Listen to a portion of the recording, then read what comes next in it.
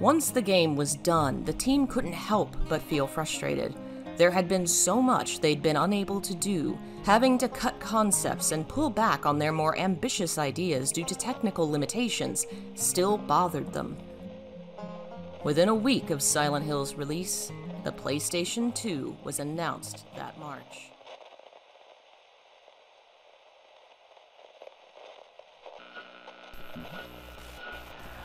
This thing broken?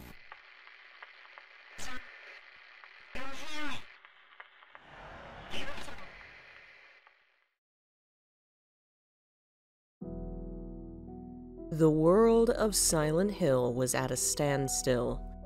The game had been massively popular, more than anyone could have imagined.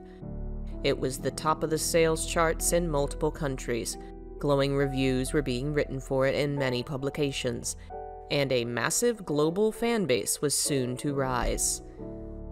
The problem was, there was no plan for Silent Hill 2, and there was no one to direct said project. Toyama Keiichiro, feeling uncertain of his own skills, stepped away from the series he had pioneered, and left Konami, leaving a vacuum behind. He had written the story, developed the world's lore, designed many of its locations, and had a heavy influence on the overall feeling and atmosphere of the game.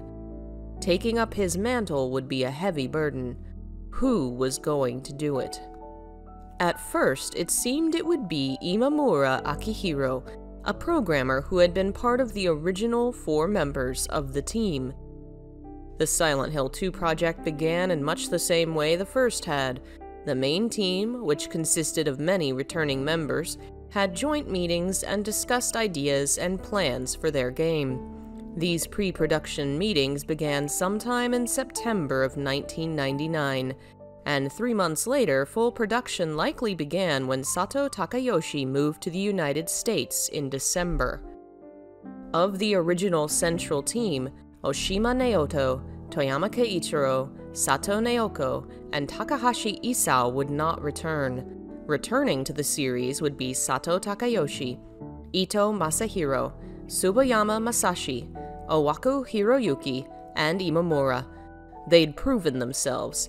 They'd proven the Silent Hill brand. This time, they'd go bigger and better, and so planned on the budget for something truly breathtaking. But the bigger their ideas got, the larger the team became. New hires to Konami for Silent Hill 2 included Nakazawa Kazuhide, who would work on character motion for Silent Hill 2, as well as Murakoshi Suguru, Silent Hill 2's drama director. Both would go on to direct a Silent Hill game of their own. Soon, Imamura realized they were growing too big to manage. He'd started as the director of a small team, but said team had more than tripled in size, with at least 60 people working on it at any given time, as opposed to the 15 of the previous game. Imamura realized they needed someone to coordinate and control these teams, and the role fell to him. Imamura took on a producing role, and Tsuboyama Masashi stepped forward to direct. Tsuboyama was born in Niigata in 1970, was raised in Tokyo, and entered Tama Art University's Department of Graphic Design in 1991, before joining Konami in 95. In the first game, he was a background designer, and nothing in the interviews implies a large role. The birth of Silent Hill 2 came from conversations among the central team of the kind of stories they wanted to create. Everyone contributed ideas and themes they liked, scenarios and dialogue for the game, with scenario writer Owaku compiling these ideas and working them into a story. Afterward, the team would meet again to discuss and tweak these ideas into a final format. Many of these contributions from specific members are unknown, but we do know it was Sato Takayoshi who provided the final central concept of crime and guilt, and it was Sato who wrote most of the lines of the female characters. For Silent Hill 2, the team wanted to go deeper and darker. They wanted something psychological. The first game had begun by building the town and the programming, focused on establishing what they were making before deciding the story they'd tell. Developing a workable 3D engine and environment was the major focus, and as a consequence, their story was dreamlike and full of holes. This time, they had their setting, and they knew what the game would look like. Now they could focus on writing a story from scratch, on creating a developed narrative rather than cutting and pasting one to fit the game.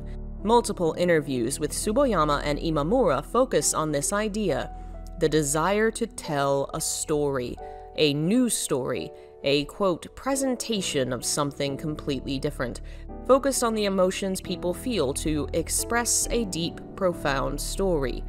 The focus on a, quote, movie-like experience is clear in multiple interviews, as major figures on the team describe Silent Hill 2 as a more movie-like experience than a video game.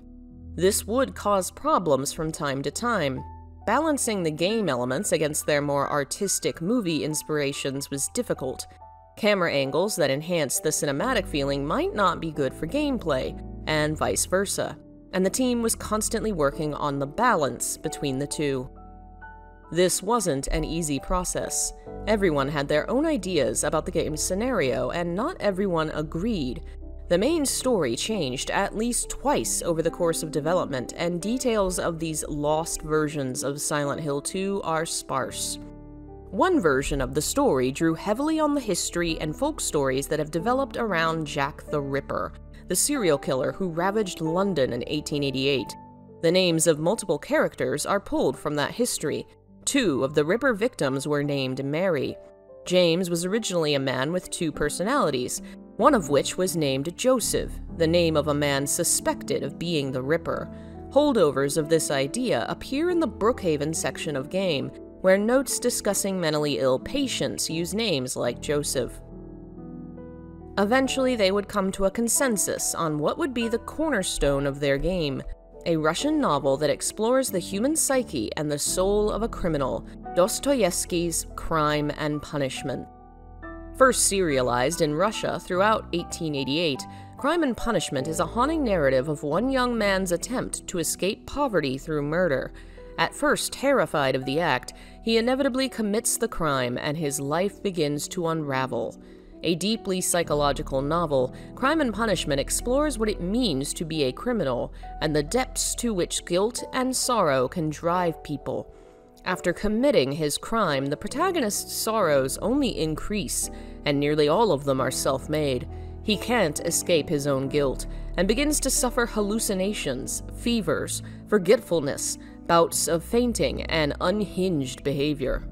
In his attempts to justify his behavior, his own subconscious mind grows more unsteady.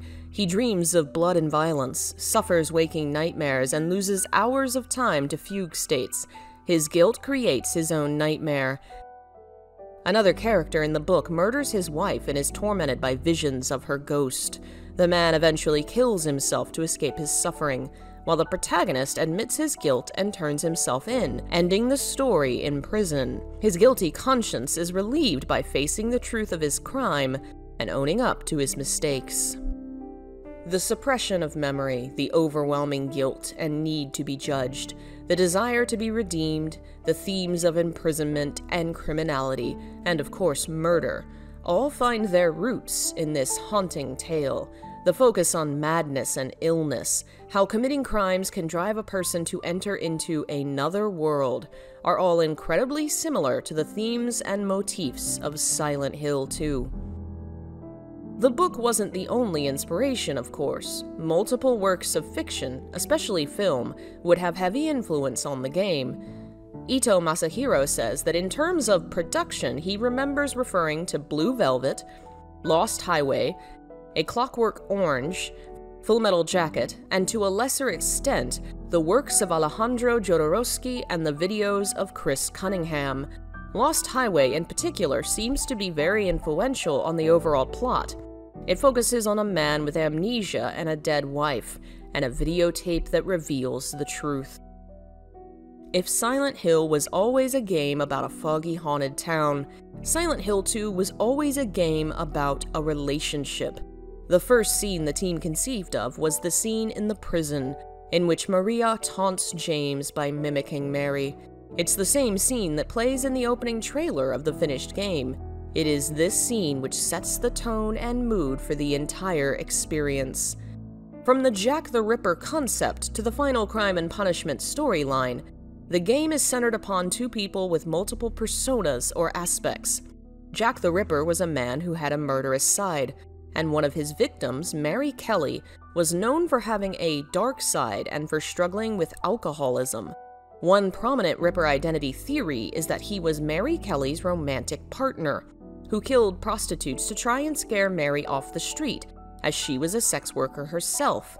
Their relationship was troubled and at times violent, and it was this emotionally and physically abusive pairing which ended in violence and death that may have inspired Silent Hill 2. The deeper, darker Silent Hill would not be as dark as the team wanted. Certain elements were cut out of fears of censorship or the thought it might truly cross the line. Mary's death, for instance, originally had upsetting audio of her struggling, which was removed. Other removals involved gameplay concepts where the player could cut up enemy monsters, removing limbs and even heads. Another content removal came by accident. A crashing hard drive lost the team 18 gigs of data, including a much longer stream of audio of Eddie vomiting in the bathroom. Taking this as a sign from above to tone it down, Sato Takayoshi shortened the scene. So they had their starting point, an idea Sato Takayoshi put forth, writing about a criminal driven mad by guilt. The story itself would be the combined efforts of Sato, Owaku, and a new team member, Jeremy Blostein, whose official role was translation, motion capture, and voiceover direction. But as the primary English speaker of the team, he was the one who took Owaku's scenarios and Sato's dialogues and turned them into English. Imamura was not as directly involved, but he still had influence, and many decisions related to the game's playability stem from him. The choice to avoid using game-like elements was his, and it continued into the second game. The high difficulty of the first game had been a major complaint, so this time Silent Hill 2 would have multiple difficulty levels for both puzzles and combat. Imamura wanted anyone, including those new to games, and especially women, to be able to play the game. A young housewife would thank the team in a chat room for creating the easy mode. Silent Hill 2 was the first game she was ever able to play. The tank controls of the first game had also been somewhat of an issue. Tank refers to a style of game movement in which the player character is moved based on the character's position, not the position of the camera. Silent Hill 2 would include an option for different types of controls, one of which Imamura referred to as the Mario style in interviews. While Tsuboyama's known input is not as concrete, it's clear the overall themes and direction of the game came from him. In an interview, he says that what he ultimately wanted to create in Silent Hill 2 was insanity and love, and those two themes would be at the heart of the game.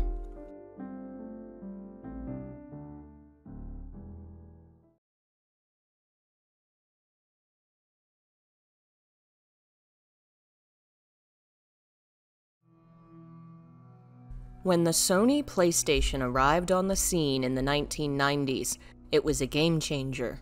The use of CDs meant games designed for it could have a great deal more memory, which meant they could create more complex games than before.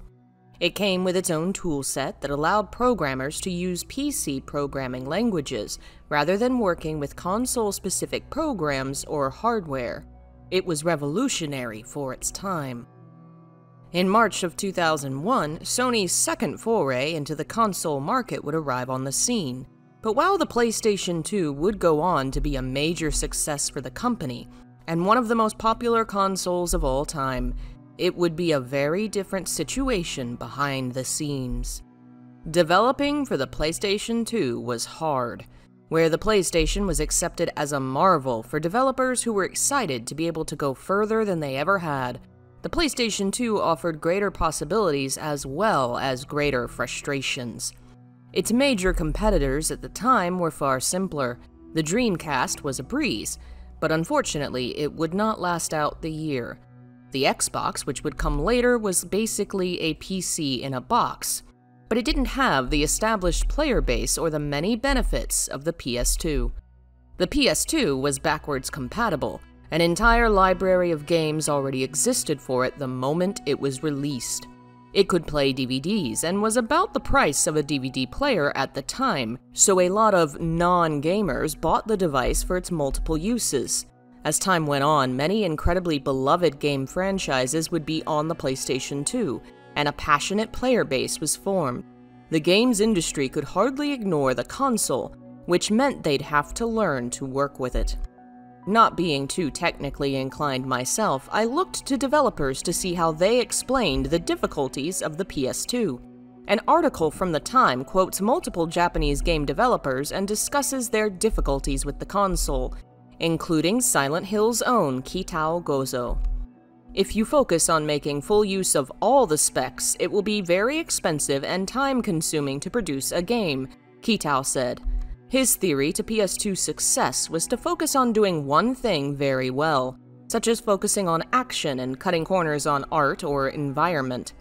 Another developer, who remained anonymous, complained that the PlayStation had been created with a library of content to go with it, to make developers' jobs easier. The PlayStation 2 wasn't, which meant they had to create everything themselves. When it comes to making a game, you won't get far without a game engine. And when it comes to game programming engines, you have two typical ways to go. Use a pre-made engine that you license, such as the modern Unity software, or make your own engine, start to finish. Silent Hill 2 began in late 1999, when the PlayStation 2 wasn't officially released yet. The console had no extra utilities to go with it, which probably meant it didn't have any pre-made game engines. If Silent Hill 2 was going to have a future, someone was going to have to make that engine, and that person would be Hatakeda Norihito. Hatakeda was born in 1972 and entered the Tokyo Institute of Technology in 1992. He would join Konami while still in school in 1996, graduating 2 years later. His first credited project was NHL Blades of Steel 2000, and he joined the Silent Hill 2 team in its earliest beginnings, likely in late 1999. Official game credits don't go into his work on the game's engine. He's credited as the graphic engine programmer, referring to the game's effects, such as the fog. But Ito Masahiro has made clear on his Twitter account just how invaluable Hatakeda was to the team, explaining that the base of the engine of Silent Hill 2 was made by Hatakeda without taking holidays over the course of 6 months. The problem was a matter of skill. Not everyone on the team was capable of creating an engine, and thus the team couldn't avoid putting a burden on certain team members, in Ito's words. They had to have an engine, and a programmer had to step up to the plate. No one else was capable, so Hatakeda took the lead. His work would be the backbone of the rest of K-Set's Silent Hill games. Both Silent Hill 2 and Silent Hill 3 would use his engine, and a special thanks for him on 4 implies that it too at least owed part of its programming to Hatakeda. During the time between 2001 and 2004, 8 Japanese patents with Hatakeda's name on them would be related to the Silent Hill series. The language in these patents often focuses on displaying media and image generation, and the creation of 3D spaces. Some of them use the word fog and discuss how to improve the creation of gas. Another involves the brightness and darkness of the game, and a portable light. All of this implies his heavy presence across the game and his involvement in the appearance of the fog, various visual effects, the lighting, and shadow. His work on the fog would be revolutionary. In the first game, a basic fog texture was used to hide the rough edges of the game, but the look became incredibly popular and emblematic of the series. Even though it was no longer needed, it wasn't going away. Instead, Silent Hill 2's fog would be rendered in a far more realistic way. Instead of a flat image texture creating the illusion of fog, it is volumetrically rendered, meaning a computer program figures out the size and appearance of the fog at any moment and creates it. In addition, the superiority of the PlayStation 2 included its ability to draw translucency fast, which meant that fog and shadow in the game were far superior in appearance to the previous title. The patents on the fog show that the program involved changing direction and size with the wind, creating a far more natural appearance. And in interviews, the team discusses how the fog was even capable of dispersing around the player as they walked through it.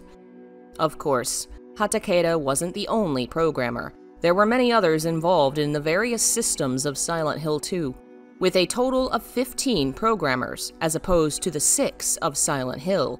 Of those 15, a handful had worked on the first game, including Ogiso Kazumasa, Mizuochi Yuki, Sugai Kazutoshi, and Owaku Hiroyuki. Ogiso, in particular, relates to a fun anecdote related to Silent Hill's history. When it came to creating endings for Silent Hill, the team would come up with a game to farm ideas for a goof ending. A suggestion box was set up with the question, "What's the real reason Silent Hill is like this?" One of the answers given was a dog, and the team was delighted by the idea. They pushed it through to become one of the endings of Silent Hill 2, in spite of the fact that the voice actor for James, Guy Sihi, absolutely did not understand it or think it was funny. Harry Inaba insisted to him it was Japanese humor and that he give it a shot. The original idea for the dog ending was Ogiso Kazumasa's. Mizuochi Yuki would continue working on character programming for Silent Hill 2, and his work would involve multiple new programs and patents related to the game. One of them was a program centered on keeping the player character moving in the right direction, even when the camera changed positions. Since Silent Hill 2 has many fixed angles and restricted points of view, a program that would keep James going in the right direction, regardless of angle, was incredibly important. He was also the programmer that developed the system that would turn the player character's head towards an item when it is close by, indicating something was near. Working on collision programming was Ojima Yukinori, a Konami employee since at least 1994. Working on various programming for titles like International Track and Field, Nagano Winter Olympics, and Doraemon. Collision programming involves the act of hitting the environment or other subjects in the game and how the player character reacts.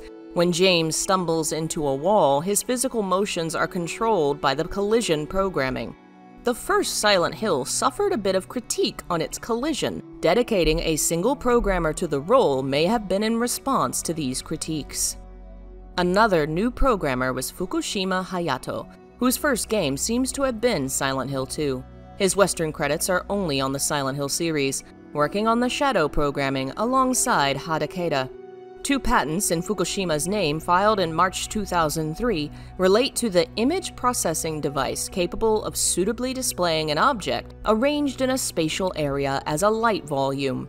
The language of the patent implies that Fukushima's work is what allowed the flashlight to create realistic lighting, where moving close to something or farther away changed the lighting and shadow of the area. His career outside Silent Hill is unfortunately a mystery. Ohashi Naoto worked on sub-programming for the game, which involves programming that works within the system to fulfill certain roles behind the scenes. He'd been at Konami since 1998 working on the battle and sub-programming for Mitsumete Night.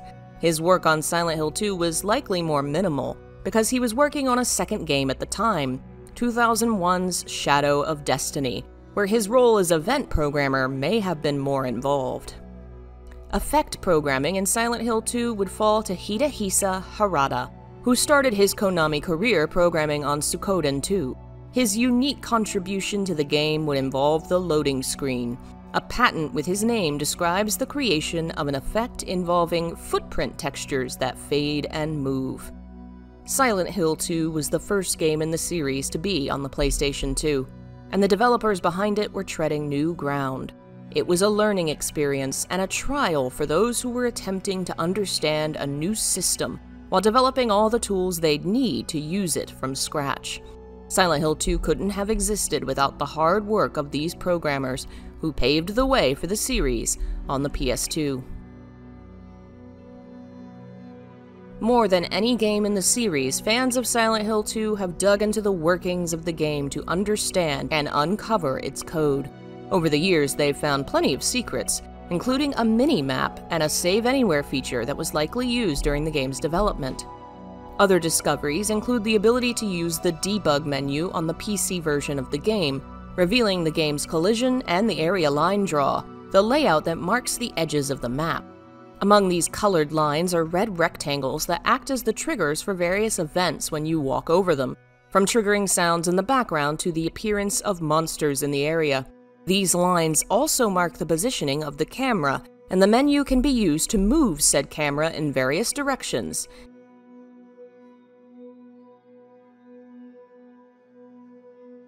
The PlayStation 2 was a controversial console among developers. It was difficult to learn and came with few additional programs to make their lives easier.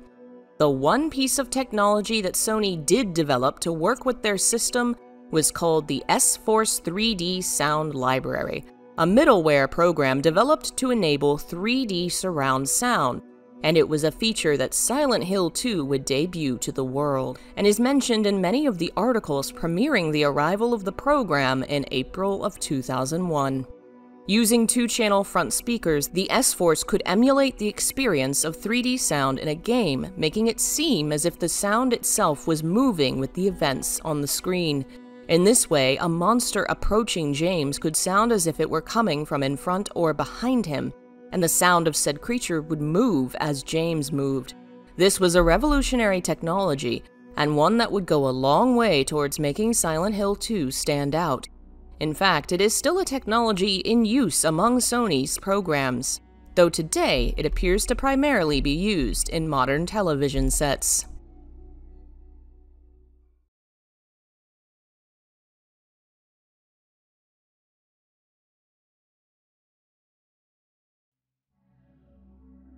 September 2000, a year after Silent Hill 2's development had begun, and a year before it would finally release.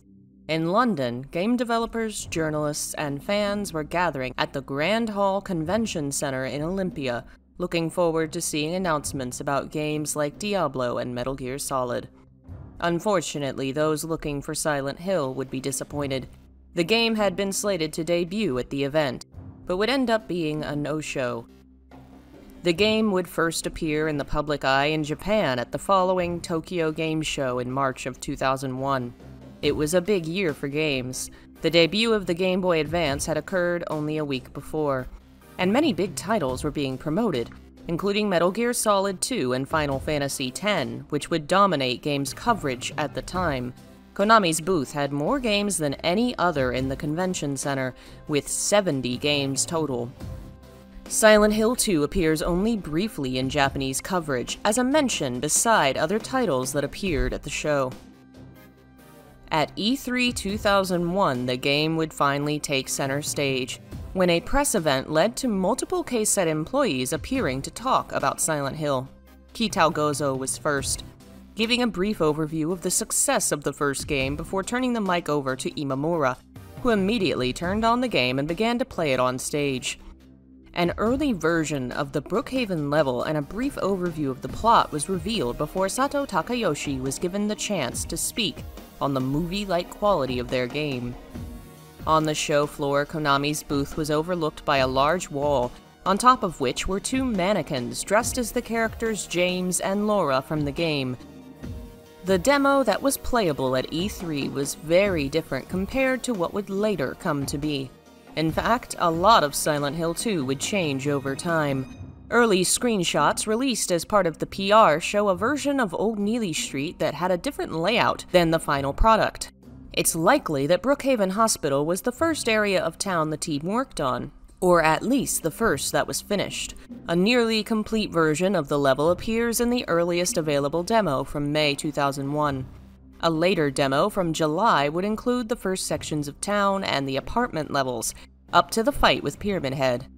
There are also unused textures that include writing that refer to a library, perhaps an area that was conceptualized but never developed for the game.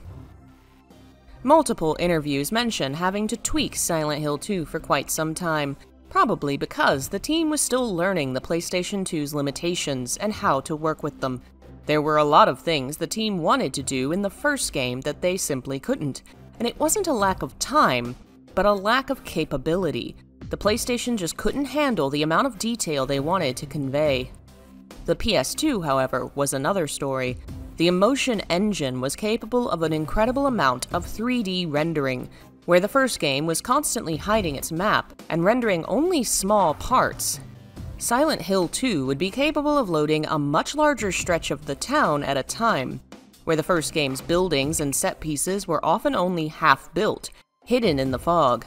2 would be made of far more completed structures. Some would lack fully defined features, but none of them would be as piecemeal as the first game's locations. In fact, the PS2's strengths were also a problem for the team. The clean and modern look went against the older analog style the first game had cultivated, and Imamura Akihiro in particular wanted to keep that kind of atmosphere. In order to emulate it, the team developed a noise filter that would soften the edges of polygons and give the scenes a cinematic feeling. Instead of reusing the layout of the town from the previous game, the team would redesign Silent Hill from the ground up. 10 people would work on the town this time around, but unlike the first game, they wouldn't be handling the inside and outside of town. The rooms would be designed and modeled by another team, leading to a total of 21 designers working on the actual world of Silent Hill 2.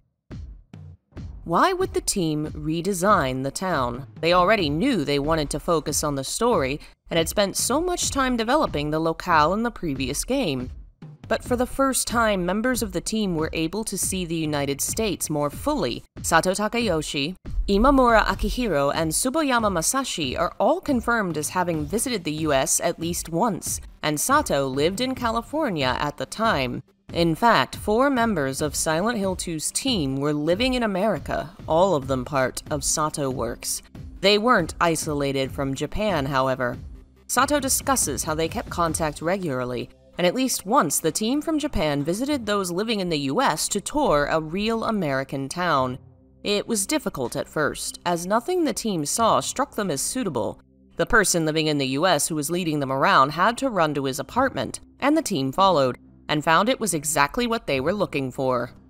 One of the most influential locations was a nasty, decrepit bathroom the team found, which would become the inspiration for the first scene of the game, the bathroom at the Overlook, where James first appears in the mirror.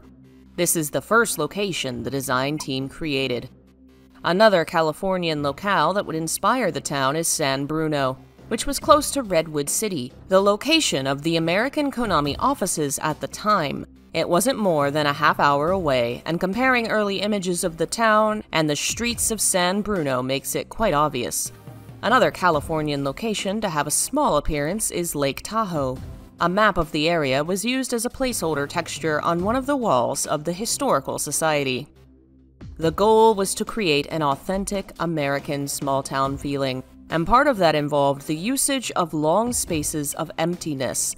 Extended alleyways and hallways increased the sense of isolation, but they also made the town feel more realistic in how sparse it was. Real places have empty, useless locations that are forgotten and abandoned. Silent Hill 2's long winding roads emphasized that isolated feeling. Locations in the town were pulled from real life, though not all of them from the United States. The very first image of the town that's seen from the Overlook is a picture of a real lake. Derwentwater, located in the Lake District National Park of Cumbria, England.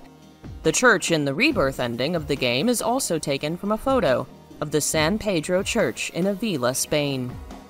The creation of the town seems to have included the extra areas of town that would later appear in the Xbox version of the game. The PC version of Silent Hill 2 contains Baldwin Mansion and other areas in the code. It's likely they intended these parts of the game to be in the PS2 version originally, and simply ran out of time. The designers who were likely most involved in creating the town were Tsuboyama Masashi, who, like Toyama before him, would both direct and work on design, as well as Ando Takayuki, Koike Tomohisa, and Nemoto Takamitsu, all 3 of whom were previously involved in designing the first game. Koike Tomohisa first worked on graphics for Twin Bee RPG, was a background designer in Silent Hill, and for Silent Hill 2 would work on room design. The room in the labyrinth where the player finds Pyramid Head's sword was textured by him, and modeled by Ito Masahiro. This may imply that much or all of the labyrinth's textures were Koike's work. Ando Takayuki was a background designer on Silent Hill. For the sequel, he would work on the town's outer design. At the same time, he was busy working on another title, Shadow of Destiny, working on character expression and motion design. He may have been less involved on Silent Hill 2, or his presence from the start of the project may mean he was more active to begin with, and less so when Shadow of Destiny began. Other designers on the team include Ogura Chieko, the woman who modeled the dog ending room. She would work on character design in Silent Hill 4 and remain at Konami through 2008. Miura Takeshi designed the inside of Neely's bar and may be responsible for the messages on the walls, including, "There was a hole here." He was a student at Tama Art University and would also work on Silent Hill 4.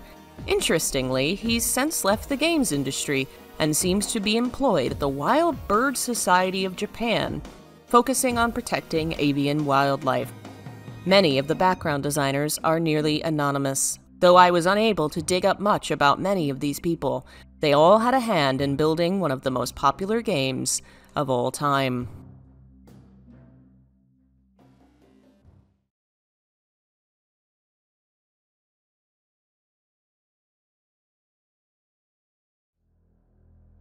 The first artist to join the original Silent Hill team had an uphill battle to wage, a struggle against Japanese culture and tradition. Details behind the scenes are sparse, and the only records to be found come from Sato Takayoshi's own memories of the time, of how his work as an animator was being credited to others, and his fight to earn his rightful place.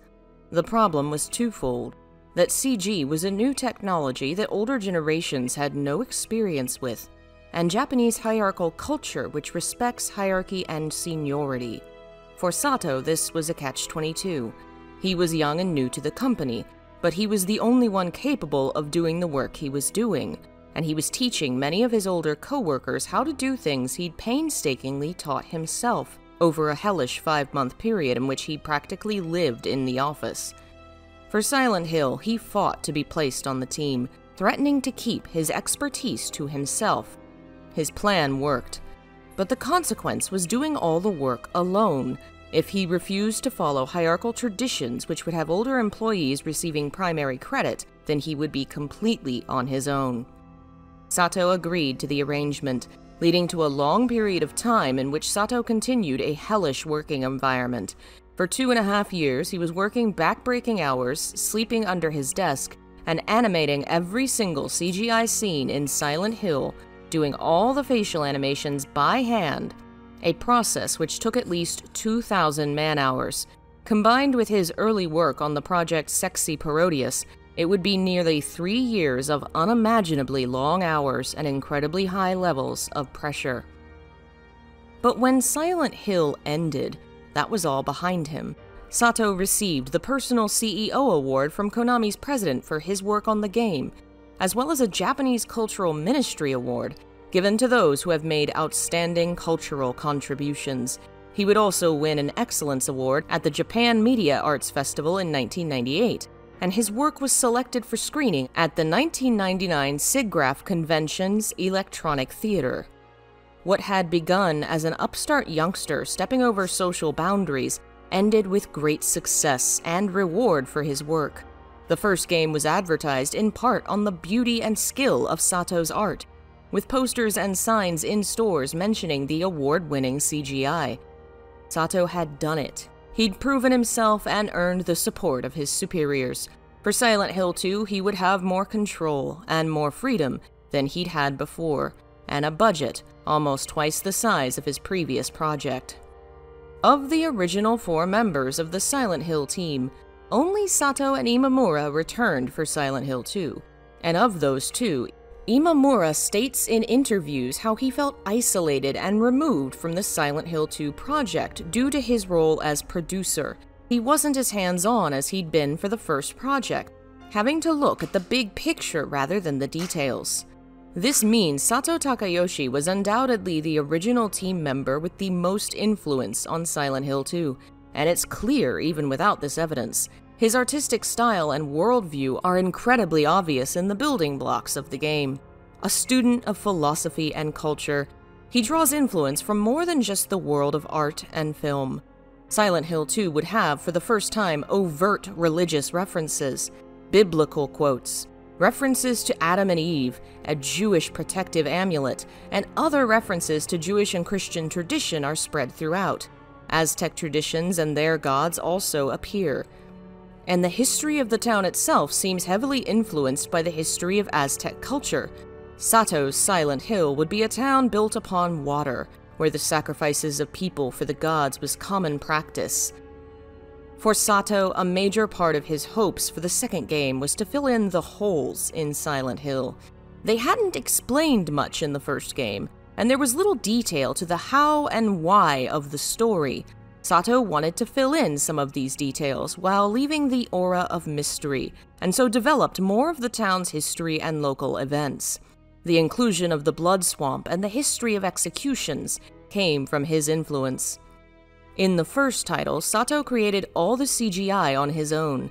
For the sequel, he would be given the chance to lead a team, creating his own studio called Sato Works. It would include 3 artists, a technician, and Sato himself, and was centered in California, where Sato would live starting in December of 1999. Besides his work on the core concepts of the game and its story, Sato's team would work on the character designs and CGI for Silent Hill 2. It's likely the characters themselves stem from Sato's designs, as the art style for the concept art is his, but the CGI would include the work of all 4 artists of Sato Works.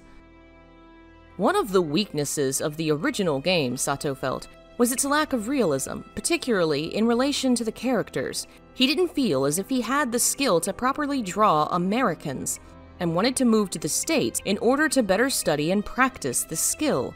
When he returned isn't clear, but it's likely he spent at least a year or more living in the US while working with the central team via teleconferences. As part of his studies of Western people, it seems Sato drew from life and from Western films. Many of the characters' designs in 2 come from film and actresses. Maria's outfit is a near copy of Christina Aguilera's outfit from her appearance at the Teen Choice Awards in August of 1999, which was before Sato had even left for the US. Laura and Mary favor 2 characters from the film Con Air. James's jacket is a duplicate of Jacob's jacket from the film Jacob's Ladder, and Angela's character heavily resembles Sandra Bullock's character in The Net, who also happened to be named Angela. This would, in fact, be the source of her name, which had both religious symbolism, as the name means angel in Spanish, and the sense of being the name of an immigrant because of said origin, and the team liked the associations of both. To begin, the team would have to establish what their new technology was capable of. The software they would use does not seem to have changed from Soft Image 3D, but the PlayStation 2's capabilities were certainly different. In order to work out the limitations of the system, the team created a short demonstration of their CG on the PS2 by recreating Sybil Bennett's entrance from Silent Hill 1 on the PS2 engine. Work on their central project would begin from there. Sato would place a heavy emphasis on imperfections in his designs, on creating a sense of humanity in these figures, as well as something uncomfortable in their appearance. Maria would have a roll of fat on her belly and the roots of her hair were fading into their original color. For Angela, the goal was to make the way her face moved come across as uncomfortable and unsettling. Eddie has a similar stylization in the eyes, as his gaze moves much faster than anyone else's. Besides Sato, the artist whose work is best documented is Michael Miller. He received a bachelor's in mathematics from Linfield College, working in the field of construction for some time before returning to school to study animation. He received certification in soft image as well as a scholarship for outstanding student performance at the Vancouver Film School in Canada. Miller began working with Konami in 2000, and his first work in the games industry would be for Silent Hill 2. He's listed as working on character design and CGI, as are all the members of Sato Works, but his resume better details his actual contributions. Michael Miller would work on the game's facial animations, lighting and rigging for CG cutscenes, the layout of the camera during these scenes, cleaning up the motion capture used to create them, and finally rendering them. According to Miller, the most difficult work was the facial features, which would include a great amount of detail. Miller would be behind major elements of the facial animations for Angela, Eddie, and James. This would include all the morph targets for these three, a term that refers to the vertices present on a model. Using this mesh, an animator can move the expression of the character by storing each expression as a keyframe, which then shifts as the image changes between one keyframe to another. In other words, Miller was behind the way Eddie, Angela, and James's faces move in CGI cutscenes. In addition, he was behind the lip sync for all three of them, meaning that he matched the movement of the characters' lips to the words they were saying. Using a program called Magpie Pro, Miller would block the lip sync before importing it to soft image. Overall, he would work on blocking 37 pieces of dialogue across 12 scenes, and this includes elements of the scenes which aren't actually viewed in the game. Miller's YouTube account, which contains pieces of his past work, has a video from Silent Hill 2 which shows the cutscenes of the game from new angles. This reveals the entire scene is animated, even when the camera isn't looking at them. In addition to this character work, Miller was behind all the CGI pre-rendered water, cloud, and fog effects, and the camera setup for the swinging lamp and the bed that appears in the game's opening. In addition, he created over 20 pieces of marketing and promotional art, which may mean Miller was behind all the advertisements for the game, at the very least in the West. One quote seems to imply his work on Silent Hill 2 would take him about 6 months. Ninomiya Kazuhiko would also be a part of Sato Works. His career began in 1998 working on costume design for Rakuga Kids, before moving to enemy design for Castlevania. His specific work on Silent Hill 2 is unclear, but his Facebook account has many examples of his later art. He appears to favor clay work and monstrous creatures. He seems to have stayed at Konami through at least 2015. The last artist was Kurita Yukito, who studied at Tokyo Zokei University until 1993, and later returned to school to receive a Master's in Fine Art from the Pratt Institute in 2000. From there, he joined Konami, where he remains to this day. The technician Sato mentions is likely Kishida Morio, who is credited as the CGI movie editor for Silent Hill 2. It's a role he would reprise for Silent Hill 3, while also working on publicity for Silent Hill 4.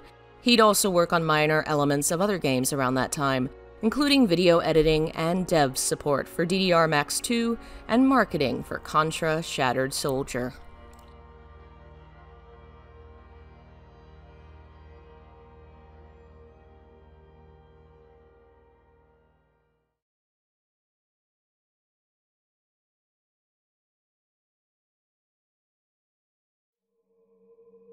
The monsters of the first Silent Hill came from the team efforts of Toyama Keiichiro, Sato Naoko, and a new hire to Konami, Ito Masahiro, one of Silent Hill's most famous creators. For Silent Hill 2, he would take on a leadership role as art director of the game.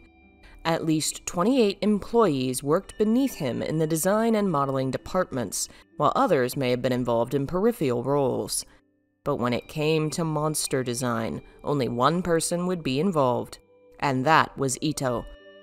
Not only were the original concepts his, but he was also the sole modeler of the creatures, meaning that every movement and every moment of the game that features the monsters is his work. When it came to designing monsters for Silent Hill 2, Ito knew he wanted to make them more horrifying. The first game's monsters featured large bugs, dinosaurs, and semi-distorted human beings, but they were rather simple in design. Ito wanted to approach the monsters with a cohesive theme meant to make them more terrifying: distorted humanity. To Ito, monsters are more frightening when there is something human about them, creating an illusion or a sensation of wrongness at the sight of them. From a distance, you might mistake the creature as a person, only to be unpleasantly surprised. Or you might wonder if this almost human thing began its life as a person like you, and if a similar fate might befall you. Ito designed all the monsters with a human aspect that he then undermined with strange motions and impossible angles to their bodies. Starting with that idea, the team agreed on a visual theme for the monsters: soured flesh. They also quickly realized they would need a chaser monster to go with their story, a monster who would represent an obstacle and a threat to the main character. So Ito began designing his first creature for Silent Hill 2, the most famous monster he would ever make. A creature he would call Red Pyramid Thing. The starting point for his creature was a hidden face. Following a trend he began in art school, designing inhuman creatures with masked or imprisoned heads. The very first design he created was a basic version of the idea, a human shape with a bag tied to the head, but the silhouette was too simple, so Ito decided to go further. The eventual design focused on a creature in white gloves and a butcher's smock, wearing a triangular helmet, with sharp edges inspired by the hull of the German King Tiger tank. It was the evolution of a painting from his school days, of a large metal triangle with humanoid limbs. Pyramid Head is the perfect monster, yet the design is so simple: a man's body and a triangle-shaped head. It works so well because of the way it incorporates psychology with art design. Certain shapes are perceived by the eye in certain ways. Round, soft edges are friendly, but sharp edges are dangerous, unfriendly. Pyramid Head appears human, but the triangle head has no resemblance to humanity, and it comes across as threatening and painful to its wearer. It invites questions which people are still asking to this day, which Ito refuses to answer. Without a head or eyes, it's hard to judge what a person is thinking or feeling. It feels wrong to be missing such vital elements of humanity, and it leaves us unsettled. These aspects are what are at play in Pyramid Head's character, and why he is such a long-lasting and beloved aspect of the series. But the scenes he is part of are just as much a part of his lasting influence. Ito Masahiro blends his fantastic design with powerful artistic metaphors that make use of classic Western films. In 1986, the American director and writer David Lynch released the film Blue Velvet, a violent, sexual, controversial thriller starring Kyle MacLachlan, centered upon a criminal conspiracy that finds the young protagonist becoming entangled in the life of a beautiful lounge singer. The pivotal scene of the film involves the protagonist, Jeffrey, sneaking into the singer Dorothy's apartment. The woman finds him hiding and forces him to undress in revenge. But the scene changes quickly when the antagonist and local drug lord, Dorothy's pimp, arrives. Jeffrey hides in a closet and watches as Dorothy is physically and sexually assaulted by her boss, the man who is holding her family hostage to control her. The film explores the tragic associations between violence and sex in the darkness of the criminal underworld, in which blackmail, sexual slavery, sadomasochism, and humiliation are all part and parcel of intimacy.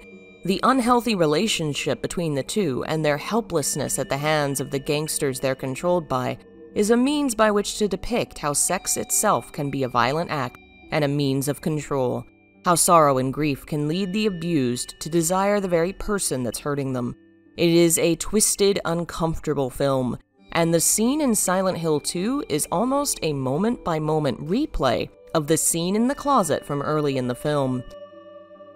It's not the only Lynch film that's possibly being referenced here.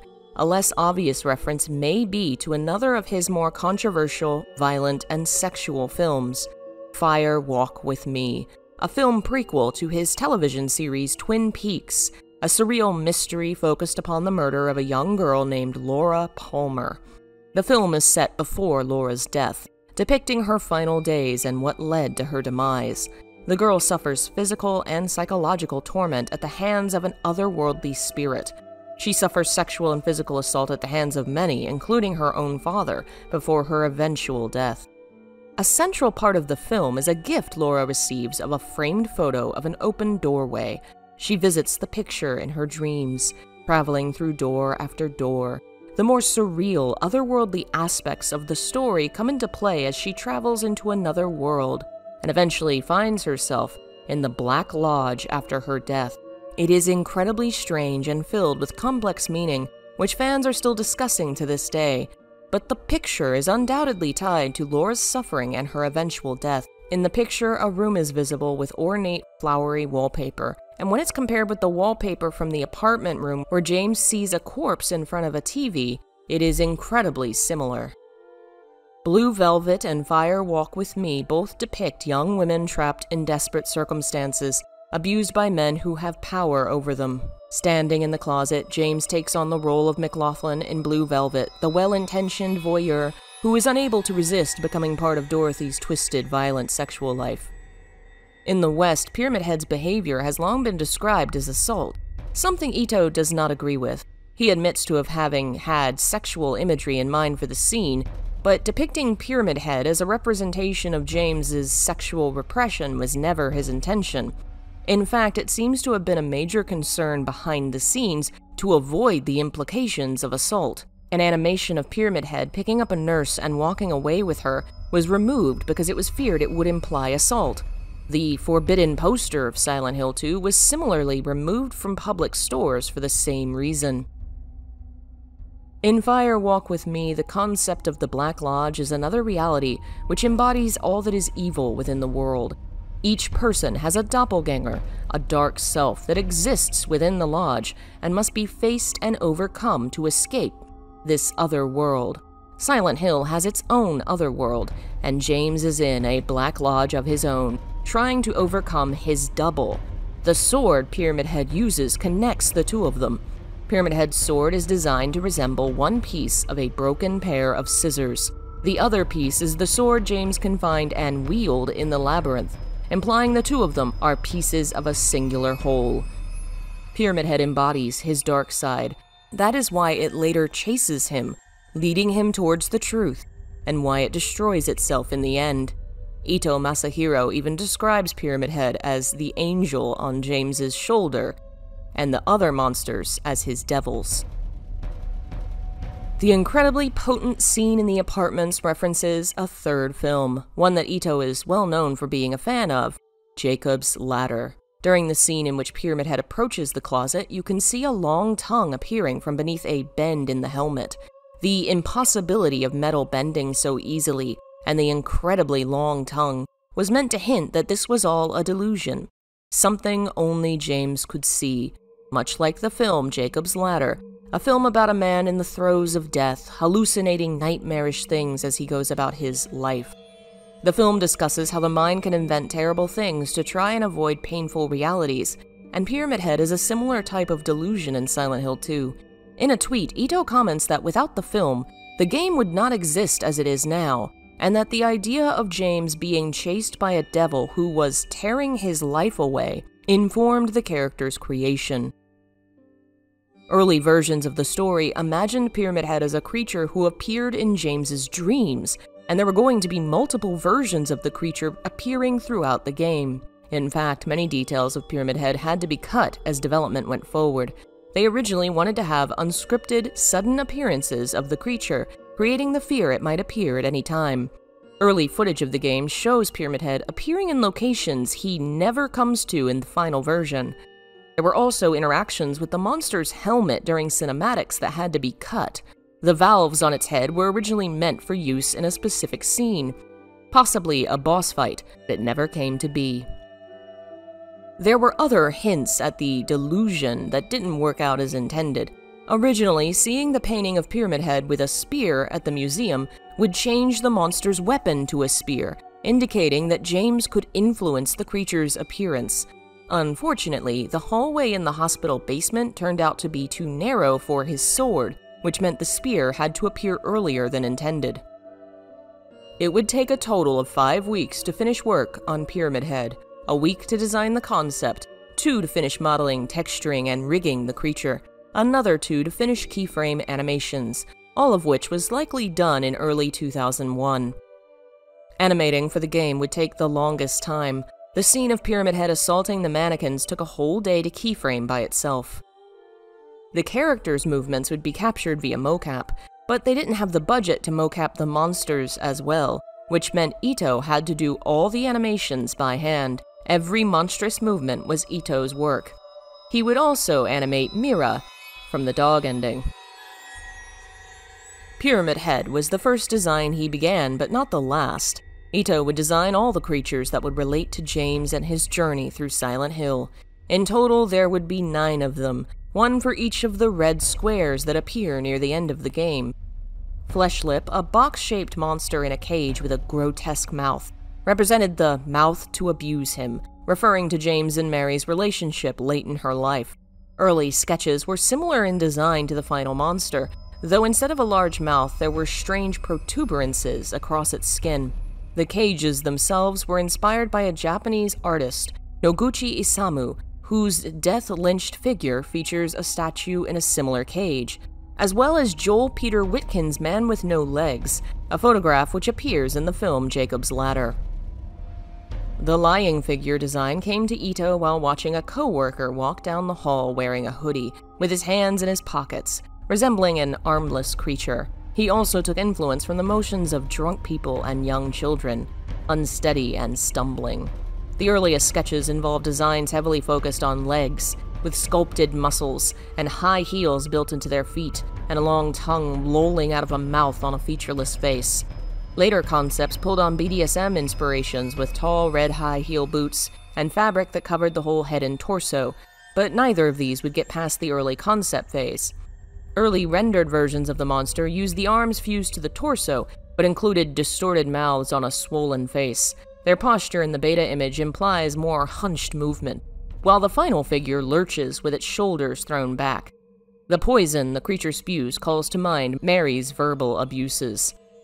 The Mandarin, the creature which hangs from bulbous mouths beneath the floor of Silent Hill, represents overwhelming, incomprehensible anguish and helplessness.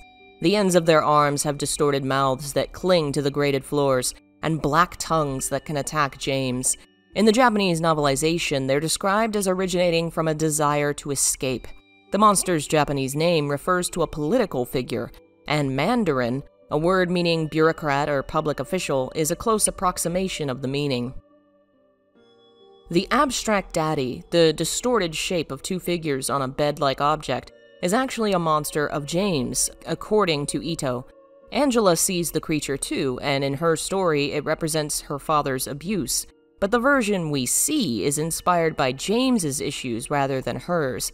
Ito describes the creature as representing Mary on bed rest, and that the version Angela sees, only Angela knows.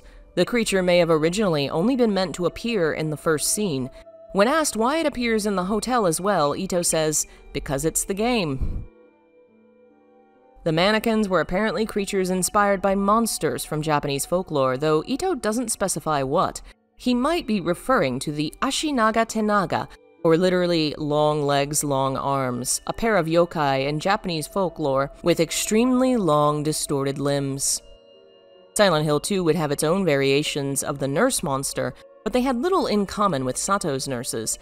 Instead of being infested with parasites, they're monstrous humans with distorted faces, some with baby faces, representing Mary and James and the child they never had.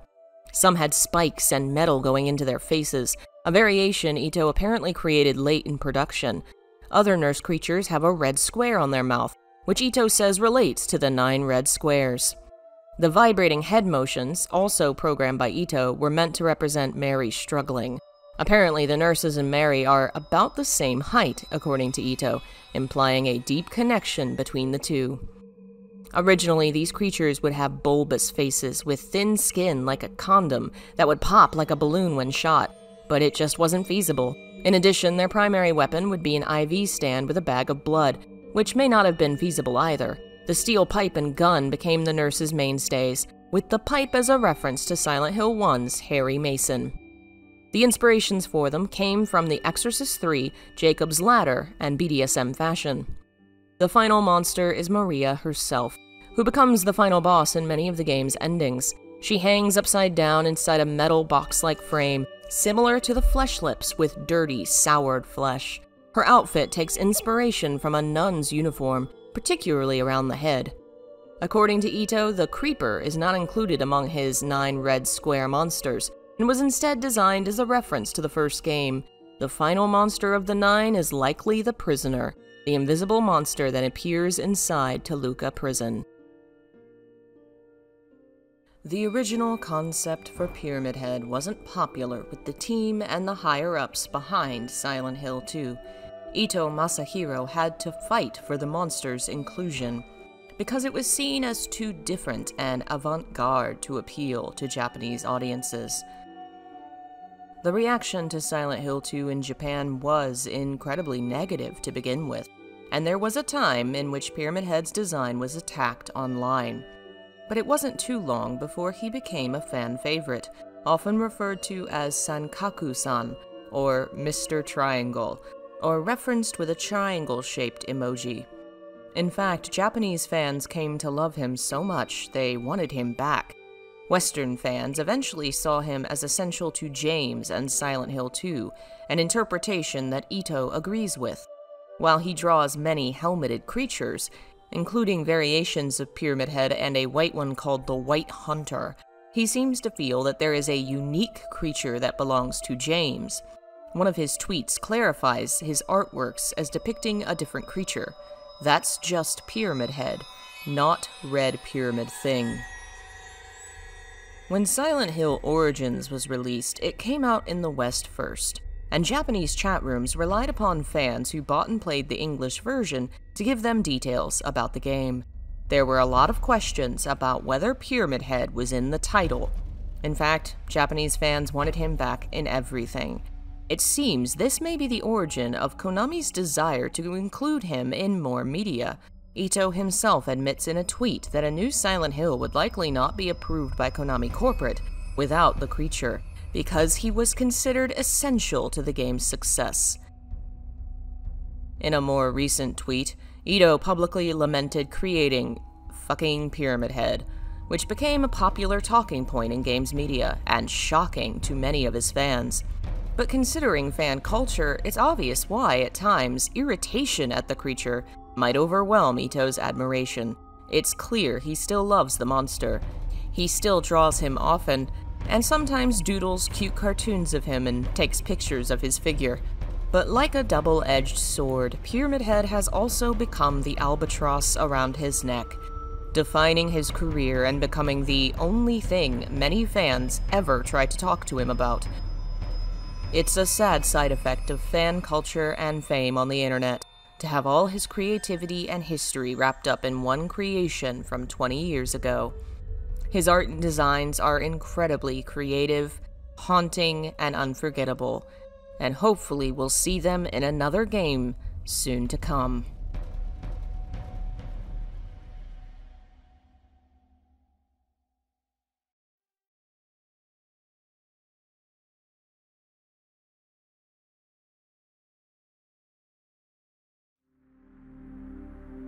The first Silent Hill was translated somewhat unofficially.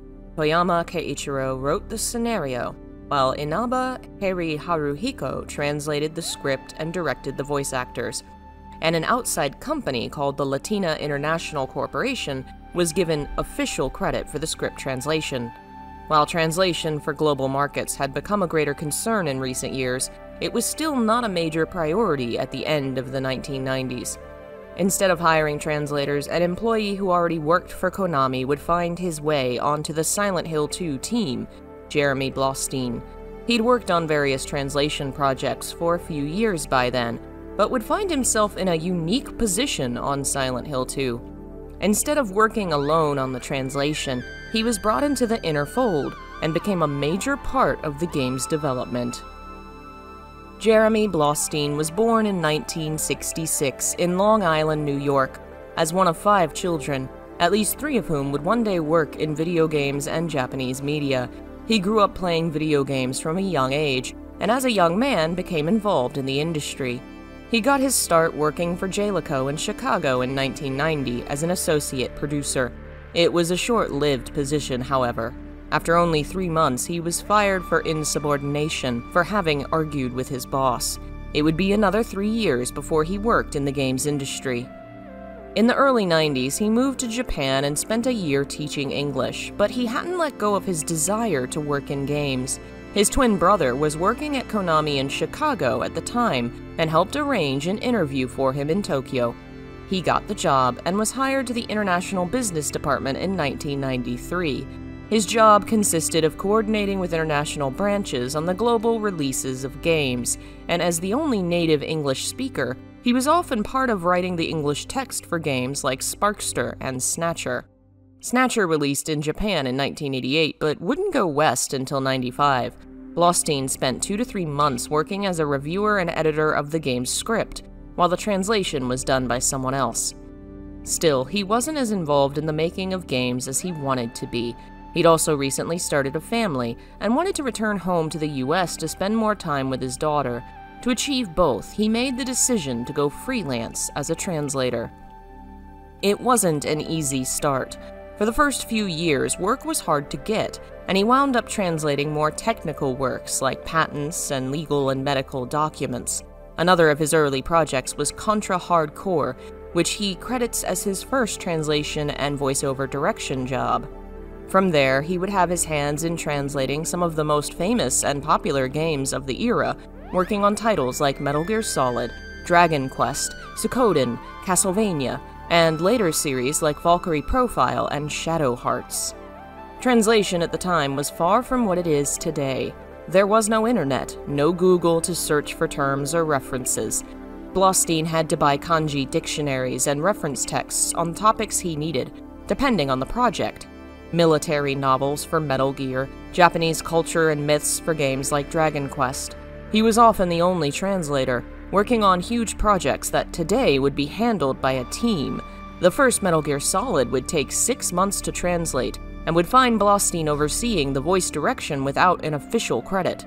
Many of the game's more famous militaristic terms, like the codec, originated in Blaustein's translations. Even after moving to working freelance, Blaustein still had strong ties with Konami, which is likely how he came to be involved in Silent Hill 2. He was living in Massachusetts at the time and was asked to join the project. His first meetings involved discussions of acceptable content before official production had begun, while Owaku was still throwing around ideas for the story. This team he worked with was about 4 or 5 guys, including Owaku and Tsuboyama. Blaustein was brought in to discuss with the team what themes would be acceptable to American audiences. The team wanted to make a game that was darker and more violent, and thus it was decided to aim for an overseas market, where such themes were more common. Blaustein was their go-to guy for discussing what would frighten Americans, what would be deemed too much or unacceptable. Working on translating the script involved nearly daily conversations with Owaku Hiroyuki, the scenario writer. They would read each other's work and discuss it, asking questions and debating ideas while editing both the Japanese and English versions of the story. At times, Owaku even altered his language to follow Blaustein's recommendations. As the story was developed, Blaustein worked alongside the team to create the world of the game. He would translate the entirety of the script, including riddles and puzzles, as well as come up with many of the characters' names. Sunderland was a place name he chose for its thematic meaning, divided land, which fit James's mindset. Orozco was the name of a relief pitcher from the New York Mets, while Dombrowski was the name of a person he'd once known that he didn't get on with. There really wasn't anything that he censored in the script or during production. There were certainly things they discussed that would have been forbidden or taboo, like dead babies and incest, which would not be explicitly mentioned or discussed in the game. Of course, some of these themes were hinted at. Angela's backstory was established early on, and Blaustein confirms that her dark history was discussed by the team and intended to be understood as a history of assault and incest. The idea of including such a dark past in one of the characters' backstories went as far back as pre-script writing meetings early on. Together with some associates, including Harry Inaba, Blaustein would form a company called Wordbox, which would handle all the casting and hiring of voice actors for Silent Hill 2. Actors were called in from across Tokyo. The call for a young girl to play a role would lead to 2 men bringing their daughters to the auditions. Guy Seehee, a businessman born in New York, and David Shuffla, an established voice actor since before 1990. Both of them brought their daughters to audition for Laura, but ended up auditioning for roles themselves. Seehee would be cast as James Sunderland, while Shoffler would be cast as Eddie.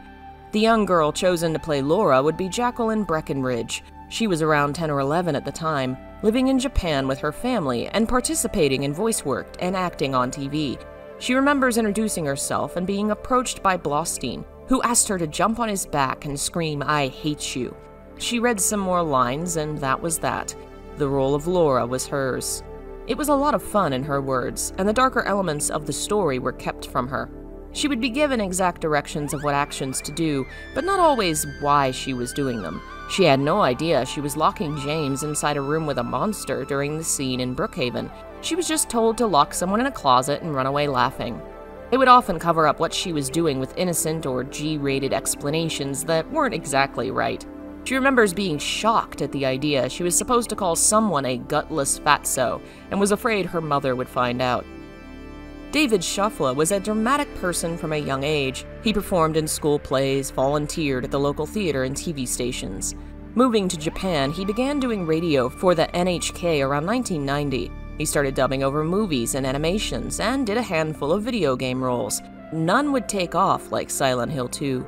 His daughter had heard of the audition through a friend at school. Once they were there, he was asked to audition, and he thought it would be fun to work with his daughter. He had no time to prepare, so he winged it. Shoffler thinks he landed the role because of his skill with vomiting. Having spent a long time traveling around rural areas on the Asian continent, he was made ill from food poisoning quite a bit, and had a lot of practice getting sick. Guy Seehee studied industrial design in school and has worked in various business fields in the USA and Japan. He too brought his daughter to the audition, and when he was asked to audition and received the role while she didn't, he was sure to ask her permission before accepting the gig. It was an interesting experience. All the actors were present during the mocap scenes, performing and interacting together, which created a unique intimacy and heightened tension in the scenes. The director told him it was the first time synchronized mocap had been done for such a large-scale production. Recording the voices took 4 days. Recording the stage performances, 4 months. Several days were set aside solely for recording Seehee walking, running, hitting, being hit, and of course, dying. For Seehee, the role of James was incredibly powerful. He'd recently been struggling with a divorce, and the feelings of loss and sorrow related to marriage hit close to home. He also struggled with a specific scene, an ending in which James picks up his wife Mary and walks away with her. Seehee had a hard time picking up Mary's actress, taking multiple tries before he finally got it right. The actress who would play Angela was Donna Burke, an Australian-born woman who was formerly an English teacher. Eventually, she decided to pursue her dream of singing and voice acting, and moved to Japan in 1996 to teach English. She'd had a decade of training in voice lessons, and would go on to do announcements and commercials, as well as roles in anime and video games, but her first major gaming role would be Angela. The actress who would play Maria and Mary was Monica Taylor Horgan, a voice actress who spent 4.5 years living in Tokyo as a voice actor, model, and mocap actor before returning to London.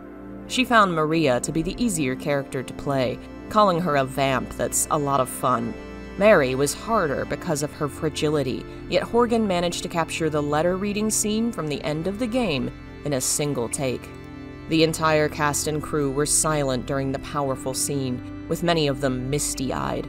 Horgan broke into tears afterwards. She was soon leaving Japan and was emotional about leaving everything behind. Childhood memories of losing her mother to reach the emotional depths of Mary's pain. The dev team was rather open-minded when it came to working with the voice actors. It was a collaborative effort, with the devs open to allowing the voice actors to go with an idea if it was working, and they would often applaud for actors after intense scenes. The voice actors themselves didn't know the whole story as they worked. The ending in particular was kept secret, and the whole script wasn't made available early on. Months would pass between pre-production and casting and the motion capture sessions. When it came time to work on mocap, Blaustein would fly out to help direct for a few weeks. He wasn't present for work that required no acting, like the capture of James's various movements, but was present for every major cutscene and performance. He even participated in a scene, taking the role of James in the stairway scene with Angela. It had been his suggestion to perform the motion capture first before the voice acting, which wasn't traditional at the time. This way, they could later refer to the recordings during voice acting sessions and the creation of animations and cutscenes. Blaustein tended to focus on the smaller elements of the scene and the vocal performance, while others were focused on the broad movements of the scene. One of these people was Harry Inaba, working alongside Blaustein, who was a longtime friend. They'd worked together on various projects since 1993. Inaba would take a step back on translations for the sequel and focus on directing the mocap, which was an ambitious venture, as Silent Hill 2's mocap was far more involved than was typical at the time. He's officially listed as the casting coordinator, though his tweets imply he was also very hands-on directing the scenes themselves. The outside company working on the mocap was Lynx Digiworks, at the time a recently formed company created by the union of an animation studio and a mocap production company. The idea was to unify the branches of creating animated film and gaming cutscenes, and in April 2001, the company opened a brand new mocap studio, which may be where Silent Hill 2 was captured. They would go on to work on Silent Hill 3 and 4. Later, they worked on Metal Gear Solid 2, Resident Evil on the GameCube, and Devil May Cry 2, 3, and 4. The company seems to have been active until 2008, and it has since gone dark. As for the voice acting, Blaustein was present for all of it, too. He says the strange whisper fans have long attempted to understand is really just gibberish, what the Japanese might call butsu butsu or hitori goto. The actor was just talking nonsense to himself in a whisper, which was then edited into a loop by the audio team. The people working on the actual animation included drama director Murakoshi Suguru, a new hire to Konami whose first project seems to have been Silent Hill 2. He's from Saitama and studied graphic design at Tama Art University, graduating in March of 1999. For the previous Silent Hill, much of the game's major scenes would be animated in full CG to make them stand out. But the better capabilities of the PS2 meant it was capable of far better animation outside of CG. While there would still be about 10 minutes of full CG cutscenes, there would be an additional 30 minutes of in-game animated scenes using the base character models. These models were created by Yuri Shingo, Sugawara Sachiko, and Asano Minako. Yuri was born in 1970 and worked on Hyper Olympics before joining the Silent Hill 2 team, while Sugawara and Asano were both new to the industry. They would split the cast between them. Yuri would create the models for James and Mary, as well as working on all the in-game facial animations. Sugawara would create Angela and Laura. Asano would create Maria, and drama director Murakoshi himself would model Eddie. The drama animations using these models would be created by another team, which included 4 more animators. Kanemori Shiro was likely very new to the games industry. He may have started at Sega working on Skies of Arcadia, animating village characters, before coming to Konami around November of 2000. Sakamoto Atsushi was also relatively new, with Silent Hill 2 and Shadow of Destiny both listed as his first projects. He was working on both at the same time, but had a greater workload on Shadow of Destiny, where he was behind character expression and motion design. He wasn't the only one.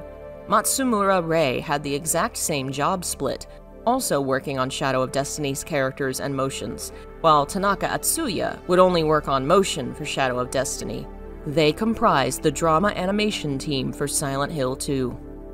Animation work also included character motion outside of game scenes. Animating the appearance of how characters moved and interacted with the world would fall to the character motion animators, a team of 3 consisting of Kobayashi Yuichi, Kobayashi Shigeru, and Nakazawa Kazuhide.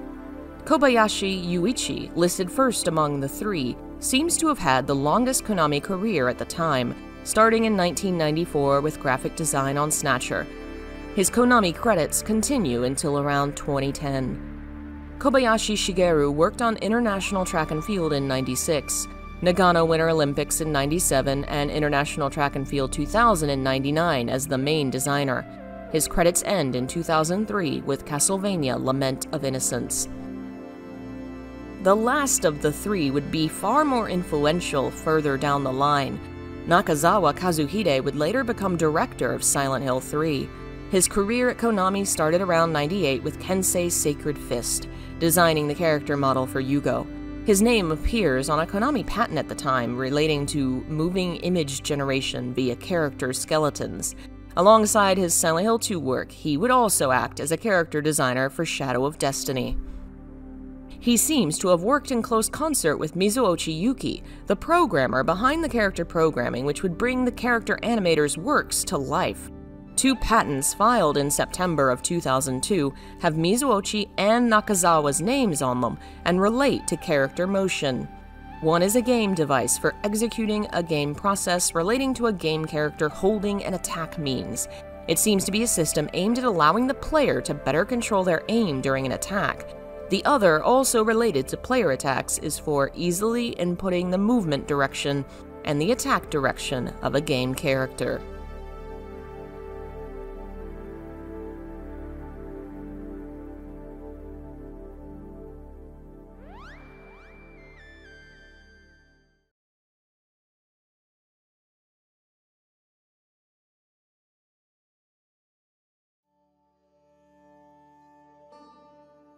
In the midst of the game's development, a second Silent Hill 2 project began.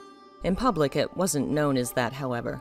For a while, it was called Silent Hill X, and what exactly the game would be was unclear. Interviews made it pretty clear early on it was a port of Silent Hill 2, but not every media site or magazine seemed to get the memo. The PS2 released in March of 2000, and after the fall of the Sega Dreamcast, it was the only console on the market. That wouldn't last for long, however, and by November of 2001, Microsoft would enter the console world with the first Xbox. Silent Hill X was planned as an Xbox exclusive to be released alongside the console. While that would happen in Japan, where both released in February of 2002, they wouldn't quite manage it in the West. The console released in November, but the game wouldn't hit the market until a month later. The project would involve converting the already existing programming and resources of the PS2 version to the Xbox console, finishing development of the resources for the new scenario born from a wish, and cleaning up resources from the old game. Many team members of the Restless Dreams version are credited with background revision, including members of the original Silent Hill 2 team, such as Fujishima Yumiko, Ando Takayuki, Fujiki Masayuki, and a new team member, Yamaguchi Kyohei.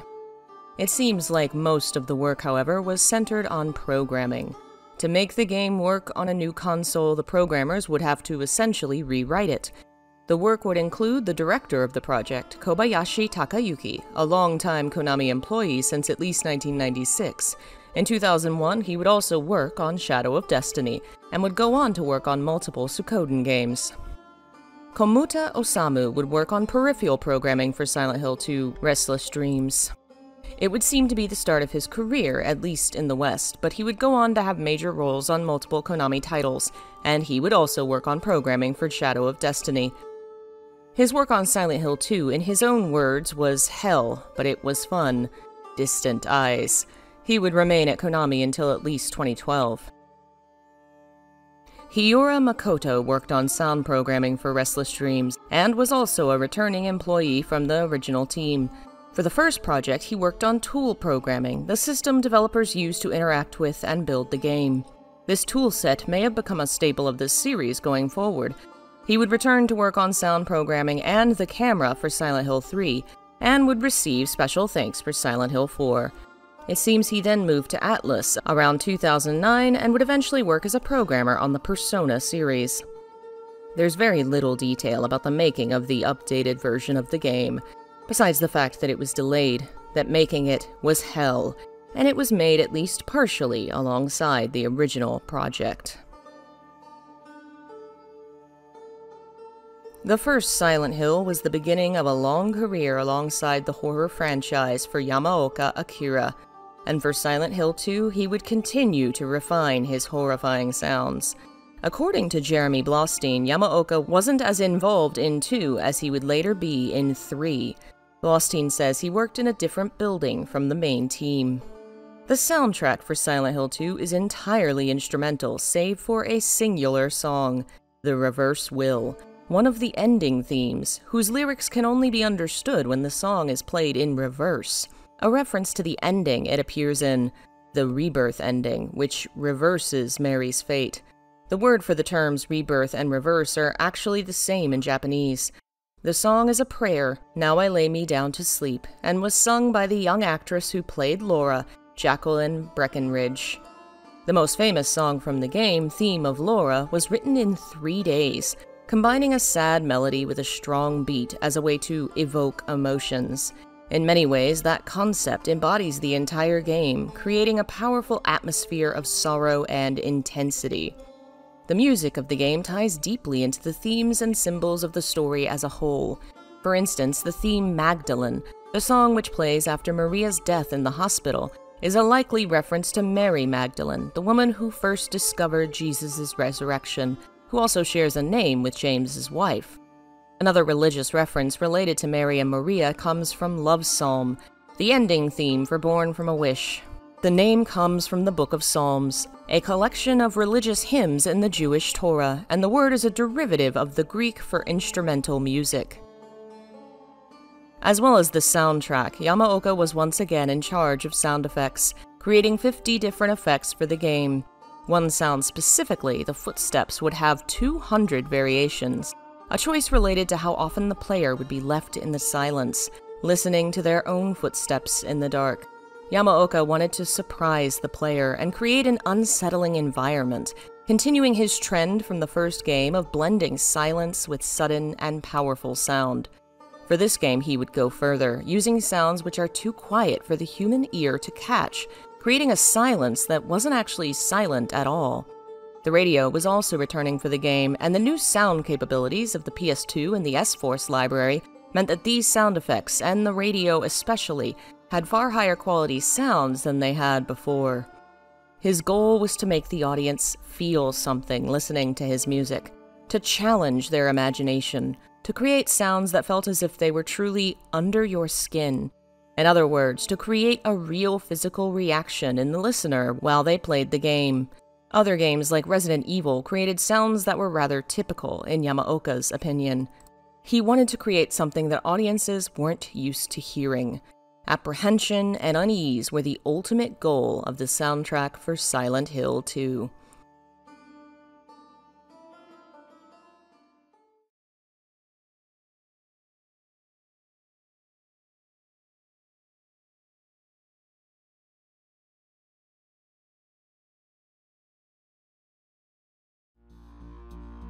The month of July is the hottest time of year in Chantilly, an area near the suburbs of Paris, France.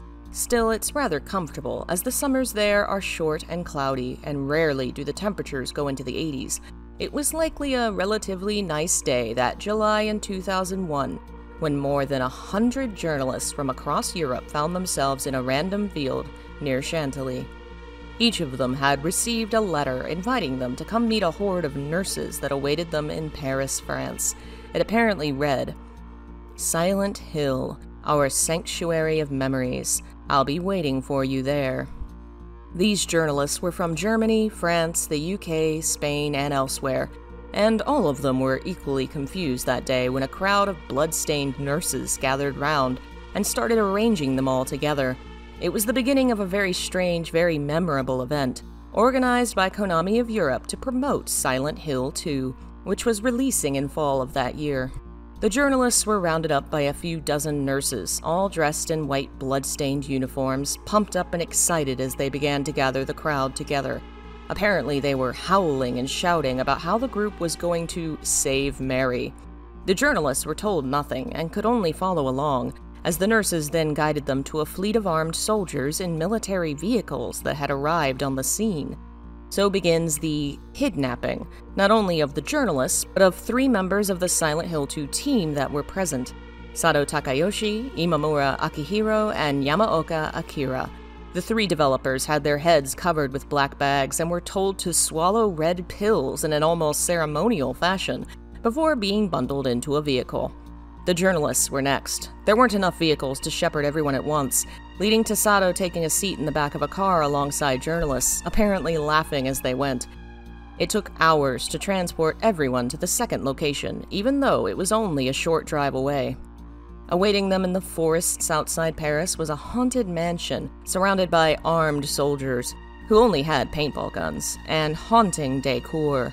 The soldiers wore masks and some had dogs, lining the woods as if they were keeping the journalists from running away. Inside the mansion, nurses guided everyone through the haunted rooms where corpses hung from the ceiling, dark silhouettes loomed, with creepy lighting and sound effects playing throughout. The group was gathered into a conference room, where the first real business of the day began. This was short-lived, however.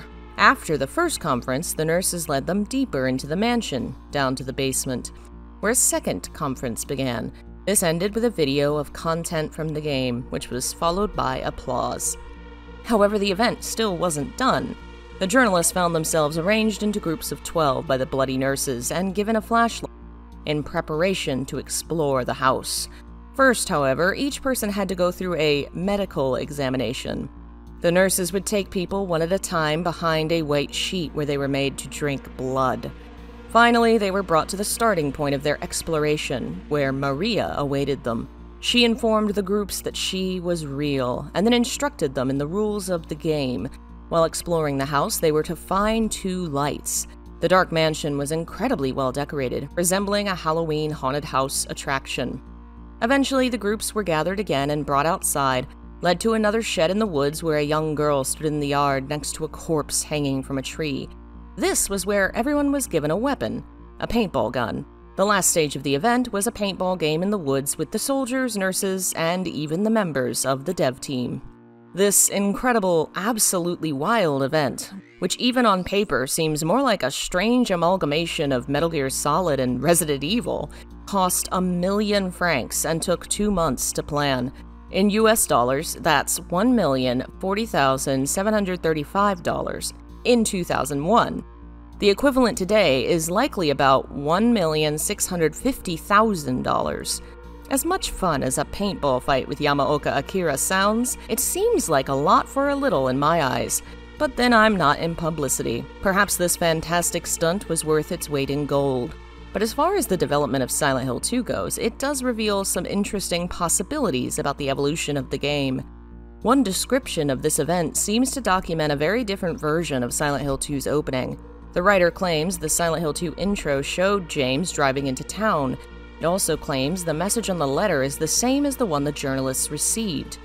Silent Hill, our sanctuary of memories. I'll be waiting for you there. Either the writer confused the 2 letters or the document was changed later on.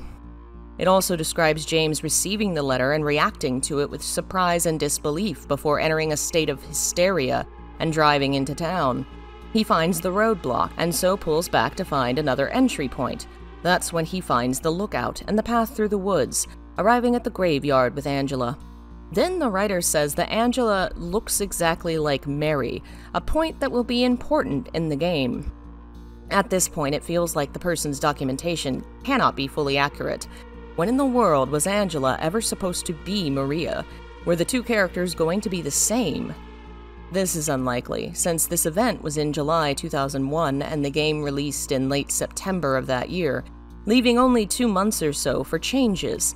That would be an impossible change to make, so it's likely the author misunderstood the characters of Angela and Maria. It's also possible that some of this description is not from a video the journalists watched, but perhaps something the team described to them, which then had to be translated from Japanese to the multiple languages of the many countries represented in the crowd. What seems most likely is there was extra content in the beginning of the game, possibly more scenes depicting James's entrance to town, which were later cut. Advertising for Silent Hill 2 in Japan would hit a small snag. A poster meant to advertise the game had been deemed too mature for public consumption and could not be used in stores, a decision made sometime in or before August, only a month before the game's release. Depicting Pyramid Head from behind, looming over a collapsed nurse slumped on the floor, the image appears to be from the short film Fukuro rather than the actual game. Instead of admitting defeat, the decision was made to use the poster in a new way, advertising through their website, Konami style, about the removal of the poster. They made it a pre-order bonus for purchasing Silent Hill 2. Said pre-order would also come with a specialized mousepad depicting a bunch of monsters behind a nurse. They played up the horrifying elements of this forbidden poster, saying it was a rare item and that only the buyer will know what it looks like. Another poster for Silent Hill 2 that was approved centered on James's face looking into the mirror, and once again had a quote spread across the center. "It's a horror you shouldn't know." It's attributed to, of course, Suzuki Koji. Once again, the Silent Hill series pulls upon the popularity of the Ring author. Elsewhere, Silent Hill 2 in Japan had its own live-action event, though not on the level of Europe's. Tokyo is a huge city, with plenty of unique secrets tucked away in its streets. There are dozens of themed restaurants throughout the city, and one of them would find a place in Silent Hill history, Alcatraz AD, a prison-themed restaurant in Ginza. Every Monday and Tuesday night in October 2001, a month after the game's release, the prison restaurant themed its performance on Silent Hill, staying open through the night to terrify and delight its guests. Monsters roamed the maze-like halls lit by dramatic lighting, and of course, you could buy copies of the game.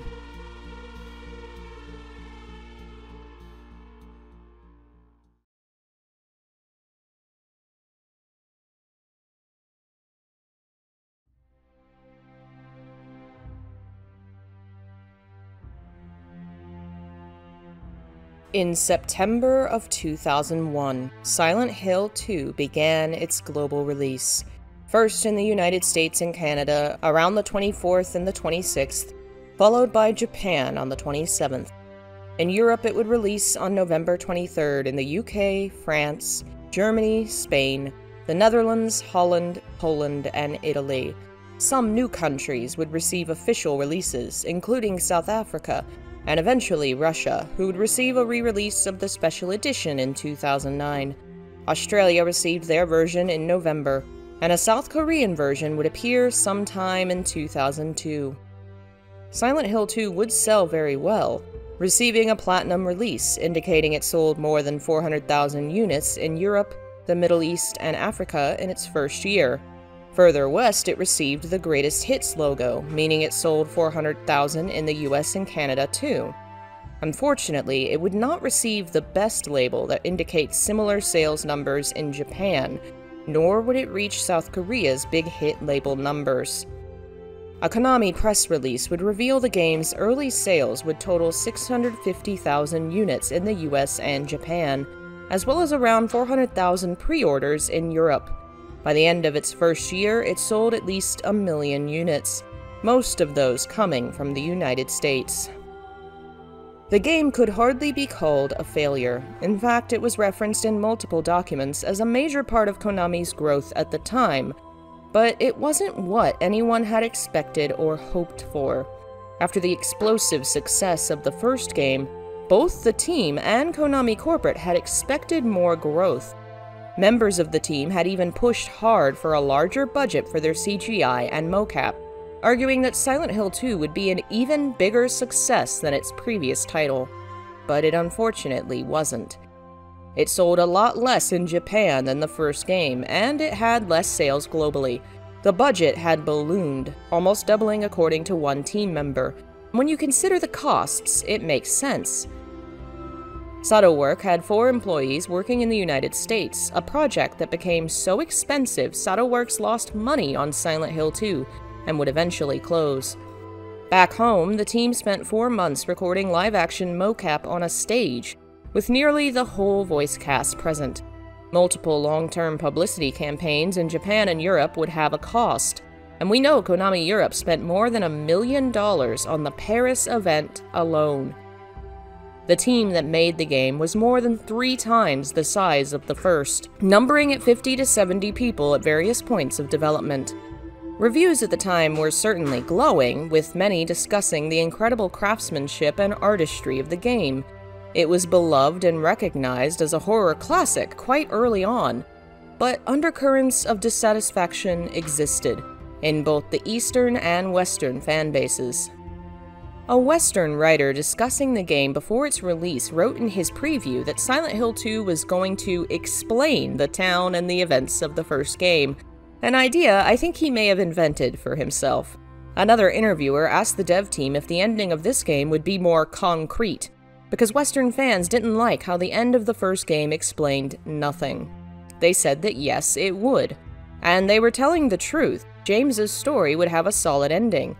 But Western fans wanted explanations for what Silent Hill and the other world are.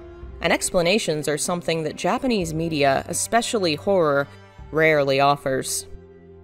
The most famous horror artist of modern Japan is Ito Junji, whose works have influenced a generation of horror creators the world over.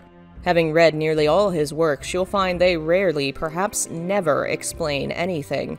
It's common in Japanese fiction. Ambiguity is preferred to certainty. Especially in horror, Japanese masters of the genre, like Hino Hideshi or Nagai Go, rarely give answers to the how or why of their scenarios. Westerners, however, are far more used to concrete explanations, to films that round up the cast and explain who was the dastardly criminal who did the deed, to ghost stories that have explanations for the tragic pasts of the dead spirit. Americans especially like answers, and some were not happy with the lack of answers Silent Hill was providing. Japanese fans had a similar but different complaint. They didn't want answers necessarily, but they wanted a sequel. They wanted more of Harry and Cheryl, a continuation of what happened to them after Silent Hill. In fact, initial reactions to Silent Hill 2 in Japanese forums were abysmal. To this day, you can find entire threads of people tearing into the game and calling it trash, saying they didn't know why the first game had to change when it was so good already. The problem was that a lot of what Japanese fans enjoyed about the first game, the strange unreality, the lack of coherence and dreamlike qualities, the harsh difficulty, the references to the occult and Western mysticism, they were all from Toyama Keiichiro. It was his decision to make the game hard, to use strange Western symbols and occultism, to write a story about a cult and a god. While all the team members grew up in the occult boom, none of them were as influenced by it as Toyama and Sato Naoko, both of whom had left at this point. Sato Takayoshi and Tsuboyama Masashi seem to be far more literature-inspired.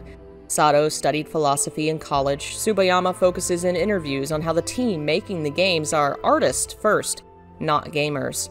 They specifically wanted to create a coherent work of art, a movie-like experience, a piece of literary storytelling that was not dreamlike in the way the first game was. As opposed to alchemical references and unexplained occult symbols, Silent Hill 2 would use references to the Bible and philosophers like Nietzsche, aiming for a more artistic and less occultic experience.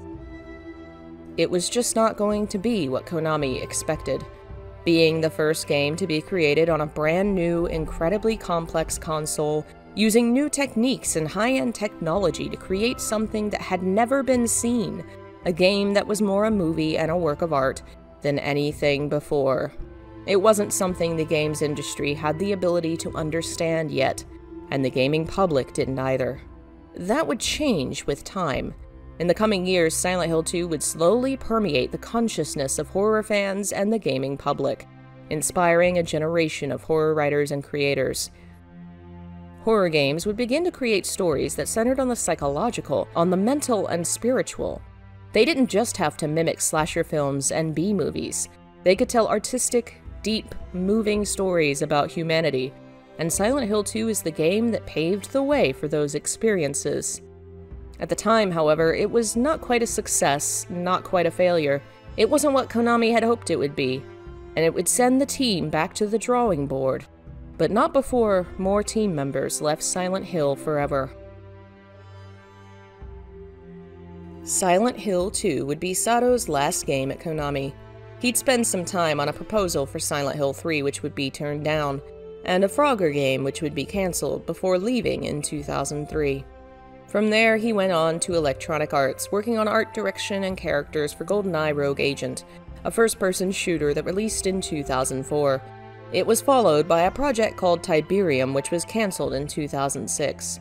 By then, Sato was at a frustrating point in his career. Games felt stagnated to him. Everything was about a specific genre, about violence and guns.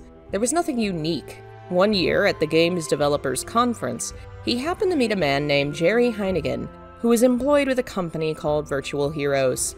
Virtual Heroes is a company that makes serious games.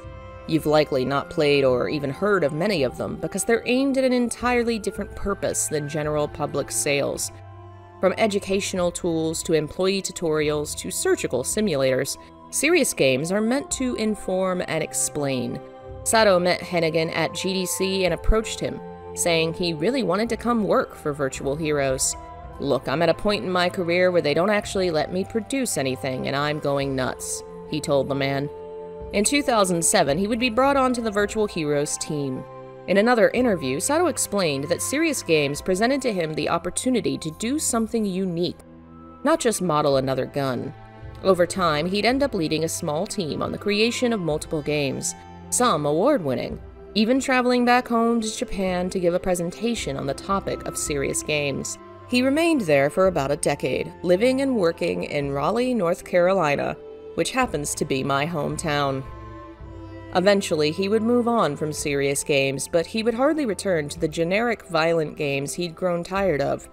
In 2009, he worked as an artist and character designer for Tale of Tales on a project called Fatale, designing the main character Salome for a story based upon biblical tales. In 2012, he'd move on to Nintendo, working at times as visual producer or as art director on various Mario games, including the recent Luigi's Mansion 3 in 2019. Sato Takayoshi is an artist with a unique sensibility, especially with horror. He laments that the first Silent Hill couldn't focus more on building an intricate story, and he feels Silent Hill 3 went too far back towards traditional shock and gore, as opposed to 2. It's clear his personal preference is for the cerebral, the kind of horror that comes from within. In one interview, Sato spoke of how it mattered more to him to create something that would last with people, a work of art that would stay with them, rather than one that would make a quick buck. It is undoubtedly true that with Silent Hill 2, he has done that, as the game has remained so influential so many years after its original release.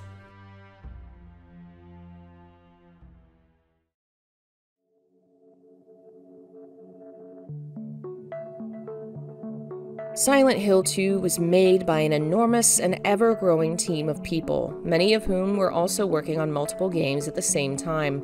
Most of those were also working on Shadow of Destiny. More than 12 people are shared between the credits of both titles. Many of them would leave Silent Hill behind after the second title. Michael Miller worked for Midway Games for 6 years, Warner Brothers for 11, working on the Injustice series, and finally Disney Interactive for 8 years, working on Disney Infinity.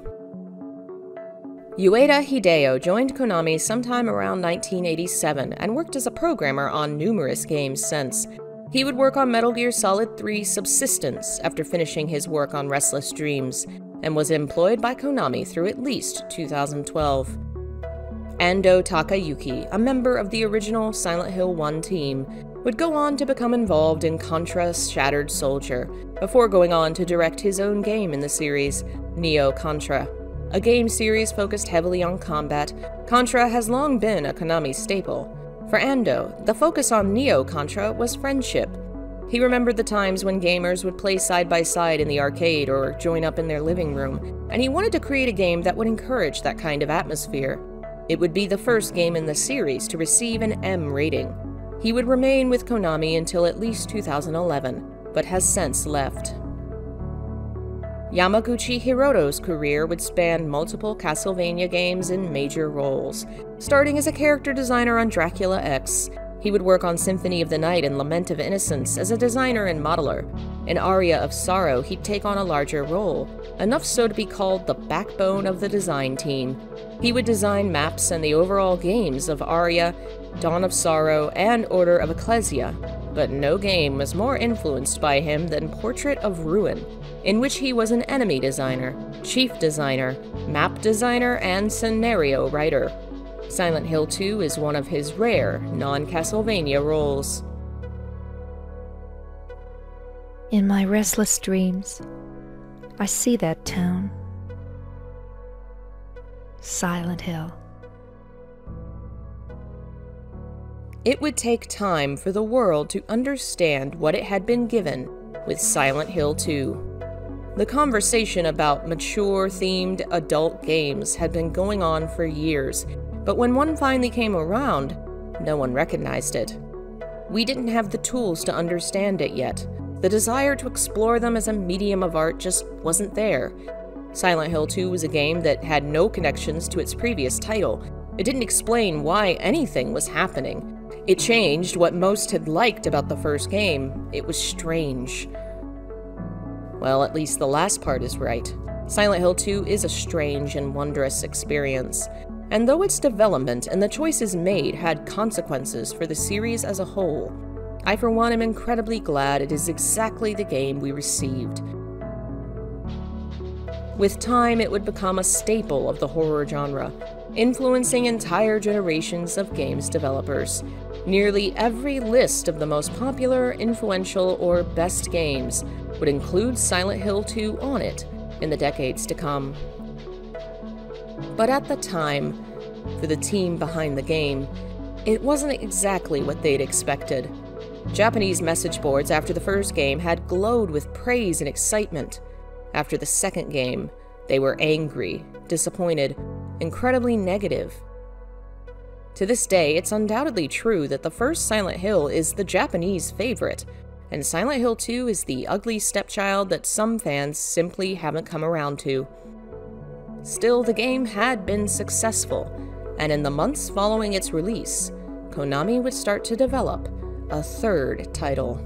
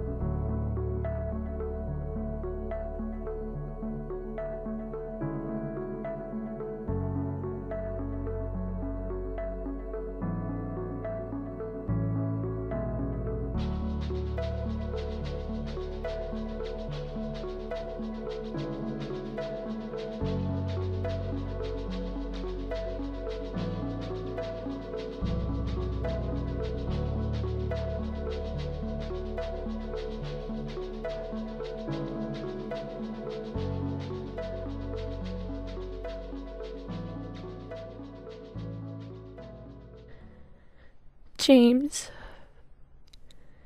you made me happy.